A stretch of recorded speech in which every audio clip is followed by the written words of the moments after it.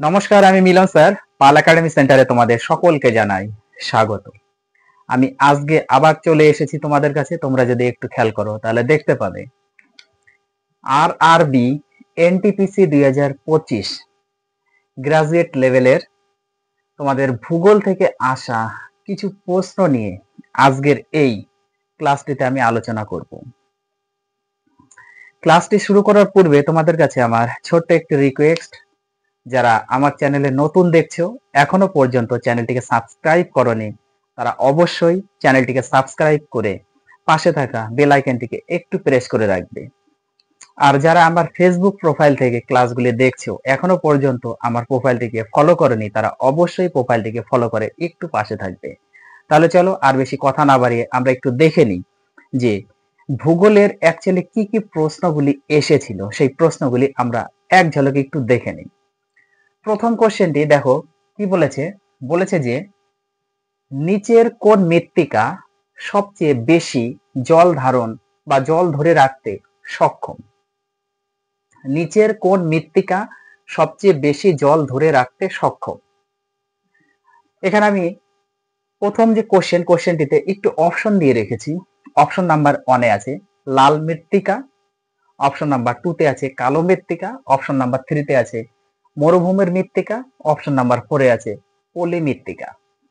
তাহলে এই চারটি অপশনের মধ্যে সঠিক অ্যান্সার হয়ে যাবে তোমাদের অপশন নাম্বার 2 কালো মৃত্তিকা। এই কালো মৃত্তিকার জল ধরে রাখার ক্ষমতা সবচেয়ে বেশি। ওকে, তারপরে কোশ্চেন দেখো কি বলেছে। বলেছে যে ডেজার্ট ন্যাশনাল পার্ক কোন বিপন্ন পাখির জন্য বিখ্যাত। ডেজার্ট ন্যাশনাল পার্ক কোন বিপন্ন পাখির জন্য বিখ্যাত। খুব ইম্পর্টেন্ট কোশ্চেনগুলি, প্রত্যেকটি কোশ্চেন। এটির অ্যান্সার হবে great Indian bastard. Great Indian bastard যে পাখি, সেই পাখির জন্য এই ডেজার্ট ন্যাশনাল পার্ক বিখ্যাত ছিল, কিন্তু এখন সেটা বিপন্ন হয়ে গেছে। ওকে, তারপরের কোশ্চেন দেখো কি। ভারতের পশ্চিম উপকূলীয় সমভূমিতে কোন ধরনের উপকূলীয় সমভূমি হিসাবে শ্রেণীবদ্ধ করা হয়। কি বলেছে কোশ্চেনটি আরেকবার রিপিট করি।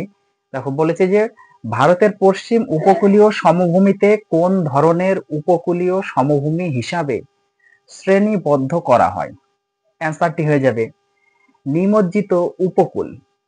নিমজ্জিত উপকূল হিসাবে শ্রেণীবদ্ধ করা হয়। ওকে, তারপরে কোশ্চেন দেখো কি বলেছে। ভারতের কোন অঞ্চল শোলা অরণ্যের জন্য পরিচিত। ভারতের কোন অঞ্চল শোলা অরণ্যের জন্য পরিচিত। সঠিক অ্যান্সার পশ্চিমঘাট পর্বত।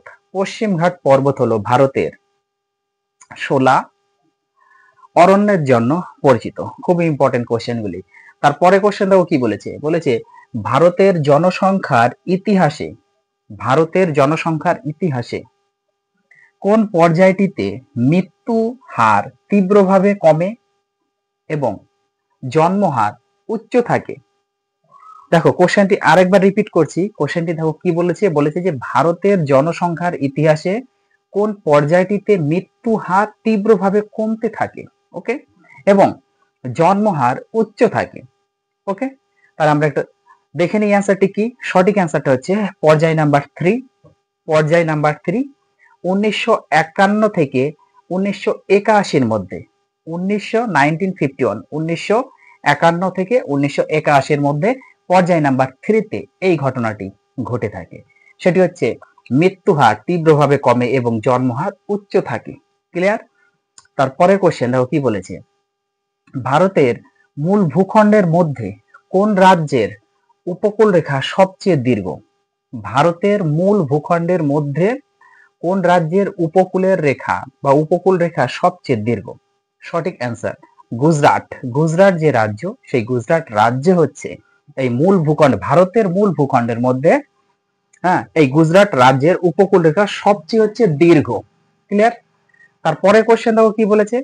ভারতে যে সেচ প্রকল্পগুলির চাষযোগ্য নিয়ন্ত্রণ এলাকা, ভারতে যে সেচ প্রকল্পগুলির চাষযোগ্য নিয়ন্ত্রণ এলাকা, যেটাকে সিসিএ বলা হয়, 10,000 হেক্টরের বেশি, সেগুলিকে কি বলে। কোশ্চেনটি আরেকবার রিপিট করি। কি বলেছে, ভারতে যে সেচ প্রকল্পগুলির চাষযোগ্য নিয়ন্ত্রণ এলাকা 10,000 হেক্টরের বেশি, সেগুলিকে কি বলে? সেগুলিকে বলা হয় প্রধান প্রকল্প। এই প্রধান প্রকল্পের আরেকটি নাম আছে, তোমাদের অনেক সময় প্রধান প্রকল্প দিতে পারে কিংবা অপশনে দিতে পারে মেজর প্রজেক্ট। মেজর প্রজেক্টকেই বলা হয়েছে প্রধান প্রকল্প, অথবা মেজর প্রজেক্ট না দিয়ে দিতে পারে তোমাদের মেইন প্রজেক্ট। ওকে, মেইন প্রজেক্ট বা মেজর প্রজেক্ট বা প্রধান প্রকল্প বলা হয়ে থাকে। তারপরে কোশ্চেন আমরা একটু চোখ রেখে নিই। দেখো পরে কোশ্চেনে কি বলেছে। পরে কোশ্চেনটি বলেছে যে নিম্নলিখিত কোনটি ইন্দাস নদী অববাহিকা ব্যবস্থার একটি প্রধান নদী? কি বলেছে কোশ্চেনটি? বলেছে যে নিম্নলিখিত কোনটি ইন্দাস নদী অববাহিকা ব্যবস্থার একটি প্রধান নদী? অপশনটা আমরা একটু দেখে নিই। অপশন নাম্বার 1 বলেছে রাভি নদী, অপশন নাম্বার 2 বলেছে যমুনা নদী, অপশন নাম্বার 3 বলেছে গোদাবরী নদী, অপশন নাম্বার 4 বলেছে কাবেরী নদী। এই চারটি অপশনের মধ্যে আমাদের সঠিক অ্যান্সার হয়ে যাবে অপশন নাম্বার 1 রাভি নদী। ওকে, এই রাভি নদীটি হলো ইন্দাস নদী অববাহিকা ব্যবস্থাপনার একটি প্রধান নদী। ক্লিয়ার? তারপরে কোশ্চেন দেখো কি বলেছে। বলেছে যে শুষ্ক অঞ্চলে কৃষির প্রধান বাধা কি? শুষ্ক অঞ্চলে কৃষির প্রধান বাধা কি? একদম সিম্পল একটি কোশ্চেন করেছে। শুষ্ক অঞ্চলে কৃষির প্রধান বাধা কি? সঠিক অ্যান্সার হচ্ছে জল প্রাপ্তির অভাব। জল প্রাপ্তির অভাব হচ্ছে শুষ্ক অঞ্চলে কৃষির প্রধান বাধা। ওকে, তারপরে কোশ্চেন দেখো কি বলেছে। বলেছে যে নিচের কোন কৃষি পদ্ধতি প্রধানত উত্তর পূর্ব ভারতে ব্যবহৃত হয় এবং মাটির ক্ষয় ঘটায়? কোশ্চেনটি আরেকবার রিপিট করি। বলেছে নিচের কোন কৃষি পদ্ধতি প্রধানত উত্তর পূর্ব ভারতে ব্যবহৃত হয় এবং মাটির ক্ষয় ঘটায়? আমরা অপশনটা একটু দেখে নিই। অপশন নাম্বার 1 বলেছে মিশ্র চাষ, অপশন নাম্বার 2 বলেছে স্থানান্তরিত কৃষি, 3 নম্বরে বলেছে সিঁড়ি আকৃতির কৃষি, 4 নম্বরে বলেছে দুগ্ধ চাষ। তাহলে এই চারটি অপশনের মধ্যে আমাদের সঠিক অ্যান্সার হয়ে যাবে অপশন নাম্বার 2 স্থানান্তরিত কৃষি। ওকে, তাহলে নিচের কোন কৃষি পদ্ধতি প্রধানত উত্তর পূর্ব ভারতে ব্যবহৃত হয় এবং মাটির ক্ষয় ঘটায়? সঠিক অ্যান্সার স্থানান্তরিত কৃষি, অপশন নাম্বার 2। তারপরে কোশ্চেন, মহানদীর মোট দৈর্ঘ্য কত? মহানদীর মোট দৈর্ঘ্য কত? আমরা জানি মহানদীর মোট দৈর্ঘ্য 851 কিলোমিটার। ওকে, 851 কিলোমিটার হচ্ছে মহানদীর মোট দৈর্ঘ্য। তারপরে কোশ্চেনটাও কি বলেছে। বলেছে যে নিচের কোন নদী গঙ্গার উপনদী নয় বরং সরাসরি বঙ্গোপসাগরে প্রবাহিত হয়? নিচের কোন নদী গঙ্গার উপনদী নয় বরং সরাসরি বঙ্গোপসাগরে আবার প্রবাহিত হয়? অপশন দেখে নিই। প্রথমে 1 নাম্বার গোমতী, 2 নম্বরে ঘরগড়া, 3 নম্বরে কোশি, 4 নম্বরে মহানদী। তাহলে এই চারটি অপশনের মধ্যে সঠিক অ্যান্সার হয়ে যাবে হচ্ছে মহানদী। ওকে, তাহলে গঙ্গার উপনদী নয় বরং সরাসরি বঙ্গোপসাগরে প্রবাহিত হয়েছে। তারপরে কোশ্চেন দেখো কি বলেছে। বলেছে সবরমতী নদী নিচের কোন স্থান থেকে উৎসারিত হয়? সবরমতী নদী নিচের কোন স্থান থেকে উৎসারিত হয়?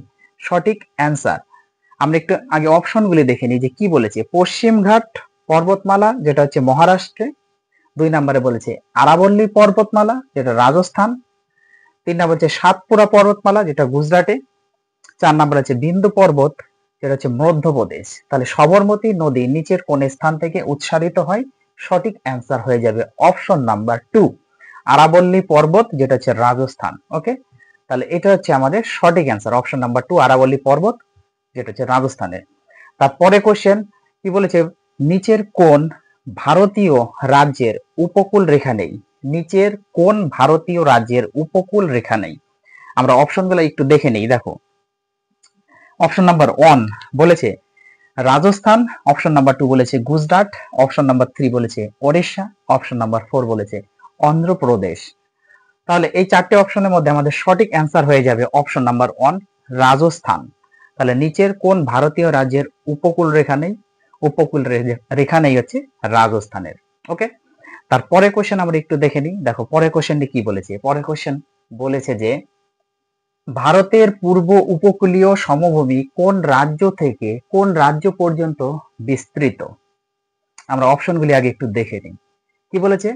ভারতের পূর্ব উপকূলীয় সমভূমি কোন রাজ্য থেকে কোন রাজ্য পর্যন্ত বিস্তৃত?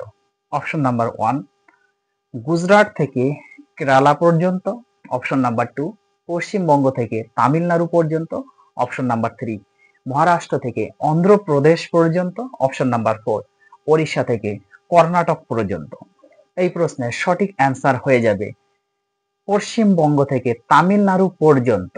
ওকে, তাহলে ভারতের পূর্ব উপকূলীয় সমভূমি পশ্চিমবঙ্গ থেকে তামিলনাড়ু পর্যন্ত বিস্তৃত। ক্লিয়ার? আজকের লাস্ট প্রশ্ন তোমাদের, 24 ডিগ্রি অক্ষাংশ ভারতের কোন রাজ্যের রাজধানীর সবচেয়ে কাছে দিয়ে অতিক্রম করে? 24 ডিগ্রি অক্ষাংশ ভারতের কোন রাজ্যের রাজধানীর সবচেয়ে কাছে দিয়ে অতিক্রম করে? Option number 1 Patna, option number 2 Bhopal, option number 3 Raipur, option number 4 Dispur. এই প্রশ্নের সঠিক অ্যান্সার হচ্ছে অপশন নাম্বার 2 ভোপাল। ওকে, এই ভোপাল হচ্ছে সঠিক অ্যান্সার। তাহলে 24 ডিগ্রি অক্ষাংশ ভারতের কোন রাজ্যের রাজধানীর সবচেয়ে কাছে দিয়ে অতিক্রম করে? সঠিক অ্যান্সার হচ্ছে ভোপাল। তাহলে এই ছিল তোমাদের ভূগোল থেকে আসা জিকের পার্ট অনের ক্লাস। এই কোশ্চেনগুলো তোমরা একটু রিভাইজ করো। আমি আবার আসবো তোমাদের সাথে পরবর্তী পার্ট নিয়ে। এবং সর্বশেষে যদি ক্লাসটি তোমাদের ভালো লেগে থাকে তাহলে অবশ্যই একটা লাইক করতে কেউ ভুলবে না। আর যাদের সমস্যা আছে তারা অবশ্যই আমাকে একটু কমেন্ট বক্সে কমেন্ট করে জানাবে। তাহলে আমি আজকের মতো এখানেই শেষ করছি।